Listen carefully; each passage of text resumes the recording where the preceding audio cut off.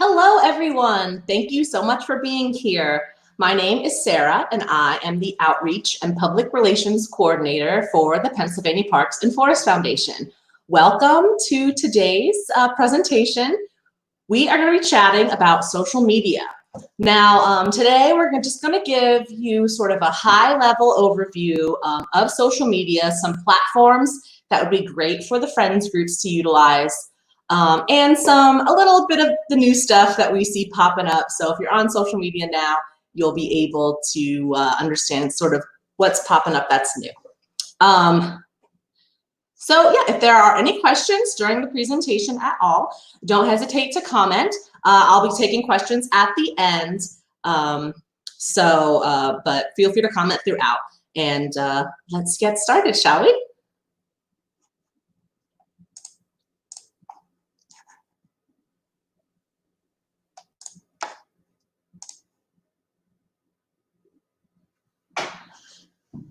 Okay, here we go. Now, to begin, I'd like to talk a little bit about the benefits of social media and why it would be beneficial to a friends group to start their own social media channels. First of all, it's free to use, free to get started, free to start posting, free to start connecting with others, and free is great. It gives you the opportunity to communicate with others, gives you a group, gives your group an internet presence so people can find you. When they Google you, you'll come up, they'll have a place to go, and it's just a great way for people to connect. You can communicate with everyone that follows you, share information about your events, any needs you might have, successes, or even closures and emergencies. Again, it helps you connect with potential friends, volunteers, people with similar interests, or people in your geographical area. Facebook is a platform that I hope most people are familiar with. This is the closest you're going to get to a free website. You're able to provide a lot of information on your Facebook profile. You will show up on Google searches, your Facebook profile will. Facebook is utilized through a web browser or through a mobile app on a phone or tablet. You have the ability to include a lot of texts in your posts on Facebook, as well as to post URLs or links to your website or another website. Facebook also hosts video. You can post videos up to 240 minutes. You can also go live on Facebook with a video. Also, you're able to post photos. Either a single photo or an album of an event that would be compiled all together and people could scroll through. So here we can take a look quick at the PPFF Facebook. If you're not familiar, you can go ahead and follow us. You'll just want to log on to Facebook and type Pennsylvania Parks and Forest Foundation up here in the search bar, and we will pop up. So this is a little different than what you might see when you log in because I'm currently logged in to manage the account. But basically, people will be able to find out all about you. We have our address, our phone number, contact information, our mission, vision, values, more contact information, more about us, more company overview. So it's just, again, a really great way for people to find out what's going on and what you're up to. If you scroll down to see some of the things we've posted about recently, so it could be anything from stand-up paddleboarding to the turtle platform, those turtles at Corona State Park enjoying themselves, and just basically anything that's going on that we want to share with the people that follow us. Great. Events are a great thing that Facebook offers, and that's probably the main reason why people are holding on to Facebook, I think, in general, is their event abilities. So you can create an event, a page for any event you are hosting, public or private. Public would be anyone on Facebook could see and access information about the event and RSVP. Private would be only the people you specifically invite can see and comment and get information about the event. It's a great way just to share general information about your event and to invite people all across Facebook. Also, post updates, generate excitement there. You'll see when I show you this event up here, there's like a way to, there's like a wall or a feed on the event. So let's click find here. We have a graffiti cleanup coming up next Tuesday at Gifford Pinchot State Park. And so as you can see here, this is the event page telling people what it is. Graffiti cleanup, I have the state park and PPFF as the hosts. So both profiles get notifications about it. The address of the park, and then some information about it. Where to meet, what to wear, what to bring, the exact GPS directions of where we'll be meeting, and so on and so on. And as you can see, we have some posts going on, people asking if their children are allowed to help. So this is a great way for people to ask questions, find out information, and engage with the event before it happens.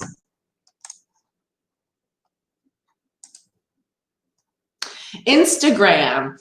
Now, Instagram is a platform that is driven by visuals. It's all photographs and videos. You can upload one photo or video at a time, a 60-second photo, a 60-second video, which a video is just a series of photos, people, so not completely wrong. A 60-second video on your feed or a longer video on this IGTV, which is Instagram TV, which is just another sort of platform on the app. It allows you to upload multiple photos and videos, 2 to 8 about, in a carousel format that people will be able to scroll through. Everything appears in a square format, so the ratio of your image or video will be morphed into the Instagram format. And personally, I just think it sort of has a chiller vibe than Facebook. You're not gonna find as many trolls. Trust me, there's trolls, but it's just sort of a little more lighthearted, a little more good-natured. Another thing I want to mention is it is driven mostly through a phone application. So it's mostly a mobile app that you'll be using Instagram on. You can look at Instagram on a web browser or desktop, but to have full capabilities of the app, of the platform, you need to be on an application. So here are some examples of stuff you'll see on the PPFF Instagram. This is an example of a carousel post. You can tell that because these dots down here sort of indicate the ability to scroll, that there's more than one. So here's the first slide of the carousel, which is actually a video. And then the rest are still photos from that day. So here's some posts, and then I'll show you guys the actual Instagram feed on a desktop. Again, this isn't going to give you a full accessibility to the platform, but it allows you to scroll through and like stuff, and I believe comment. I don't know, I always just stick to the app because I know I can do it all in there. So yeah, if you're on Instagram, be sure to follow us at PA Parks and Forests. Just type that into the search bar and we'll come up. Twitter. So Twitter is created to communicate short messages. It used to be 140 characters. They doubled it to 280. So you really have to sort of get your message out there, short and sweet. You can do a thread. People do that nowadays, but I like to keep a tweet under 280 characters, obviously. Generally, you're tweeting about timely things or news-based events. It does support the posting of URLs and links, and also pictures and short video.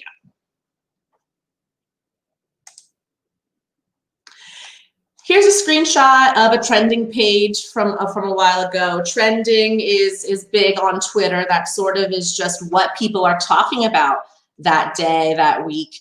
And so, like I said, this is from a few weeks ago, so it's not what's hot today, but over on the trending tab, you can sort of get a sense of what people are talking about in your area or across the world. Let's take a look at the PPFF Twitter. So here is our profile. Again, you can follow us at PAPFF. As you scroll through, you know, we've got our content. It's really showing us sort of what we've said, what people have said about us or to us.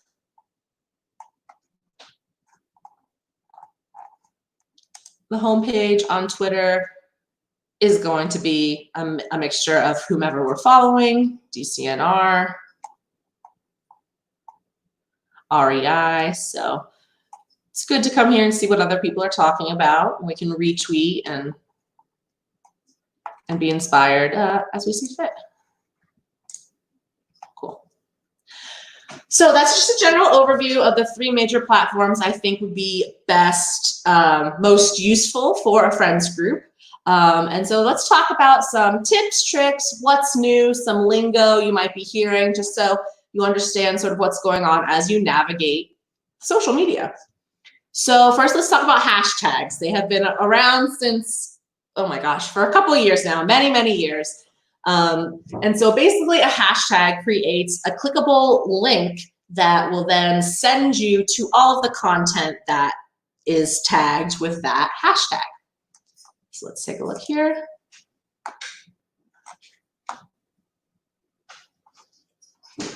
Okay, great. So this post is an Instagram post. Instagram is the best place to utilize hashtags. And here is a post about the PPFF passport. We are asking people to hashtag PPFF passport in posts.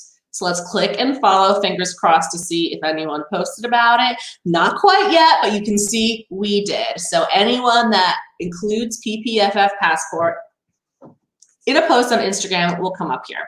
So hashtags work on all social platforms. I would say, again, they're most popular on Instagram, Twitter. You can get away with a couple. Facebook, really only 1 or 2, but they're not super in vogue on Facebook in general. When someone mentions a tag, when someone says, tag me, mention me, or at, that is creating a clickable link to the profile that you tagged in the post you created.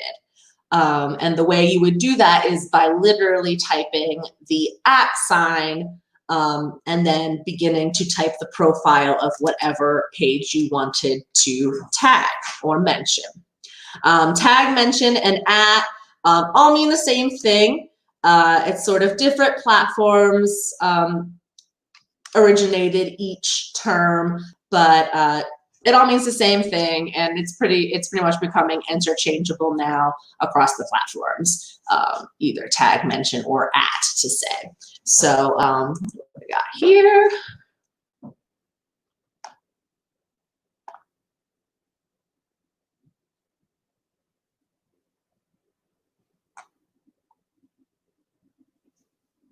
Slow internet. Here we go. So here's a post that I tagged with the Friends of Shikellamy State Park. So as you can see here on the post that came from our page, it's the lucky 13th year for the Friends of Shikellamy State Park. And instead of just typing that, all I did was simply type @ Friends of Shikellamy State Park. You see this @ right here. This is all I did was type that in, and Facebook found it and tagged it. And now when you click it, it goes to their page. So it's a great way just to communicate with people like I said, a great way to increase reach and engagement on your posts, because anyone that would follow the Friends of Shikellamy that might not follow PPFF would see that post. It would come up on the Friends of Shikellamy feed, and they'd be like, oh wow, PPFF, let me check out more about them. So it's a great way to increase engagement and just spread your message a little farther. Oh gosh, sorry, I didn't realize that was gonna happen. Okay, so just another tip or trick I want to share: posts with images always outperform texts only posts. We are becoming more and more visual species. We want to be entertained and titillized with our eyes. So if you can post a image that you took, a still image, a GIF, which is just a little moving image that sort of repeats, or a short video, I always recommend including that in a post, because it's gonna reach more eyeballs. Another note is less is more when it comes to text on social. I did mention that Facebook pretty much has an unlimited text limit, but I wouldn't use it. I wouldn't max myself out. I would do a little tease and then include a link to a blog or a web page that had all the information that person needed if they wanted to know more. Just another note, it's always great to be fun and personal when appropriate. Your followers are your friends, and your friends are your followers. So they're people you know and like, and hopefully like you back. So it's okay to communicate to them the same way you would as a friend. On the same vein, there's no real need to be super formal, unless of course you're talking about a serious matter, a closure, or some sort of event that happened that you want just to communicate general knowledge about, general information about. But if you're just sharing some fun stuff that happened at the park that day, some fun stuff that happened at the friends group meeting, no need to be stodgy. Have a good time. I also wanted to take some time to chat about stories. This is sort of the newest thing on the social media scene. Started on Instagram and then quickly navigated to Facebook as well. Those are the two platforms that you're really going to see this feature. And stories are short posts, either video or text or still image, that are only visible for 24 hours and then they disappear, meaning your followers cannot access them again. There is, some exception to that now, because you can create highlights on Instagram and sort of keep your stories forever that way. But generally, they will disappear after 24 hours. Again, Instagram and Facebook are the two platforms that really have this. But I would say stories are mobile friendly. They're made to be looked at on a telephone, a cell phone, on a smartphone rather. That's what they're actually called now, a smartphone. And as you can see in this example here, this is an Allen Berry resort. I thought they had a great post about their raspberry sorbet for the opening night at the Barn Restaurant. So very current. As you can see, I took this screenshot from a web browser, but it's very much begging to be viewed on a smartphone. So you can see from this outline here. Each story is about 20 seconds long. It'll stay on the screen for about 20 seconds and then flip to the next story you post or the next profile in that person's feed. You can stop a story from moving if you just tap the screen, hold your finger on the screen. So if you need to read, obviously I don't think anyone could read all that in 20 seconds, really, all that text on this example. So if you're looking on your phone, you just tap it quick, be able to read it, and then when you let go, it continue to scroll. Stories are about what's happening now. It's really spur of the moment, direct address videos, or sort of live presentations. Hey, this is a presentation that's going on. People use it to take quick polls, this or that, would you, just to get a sense of what their viewers like, what their followers like, and what they should post about. So yeah. So that is pretty much all I have for today. Again, because I just was not sure what everyone's skill level was. So I just wanted to give you a little taste of each platform some suggestions maybe for using your platforms, for launching your platforms. But I am here and happy to answer any questions you may have. Feel free to shoot me an email. My email is there on the screen, scholl@paparksandforests.org. Also, if anyone is interested in diving a little deeper on any platform, if any platform really spoke to you and your friends group more, I'd be happy to prepare a similar presentation going in depth about a specific platform, whether it be Facebook, Instagram, Twitter, or even a specific element of that platform, Facebook events, stories, sort of whatever anyone kind of wanted to learn more about. Again, shoot me an email or put a comment on the video here, and we'll sort of gather interest and prepare accordingly. So thank you all so very much again for being here. I hope you learned something new, or at least got inspired to try something new for you and your friends group. And we'll talk soon.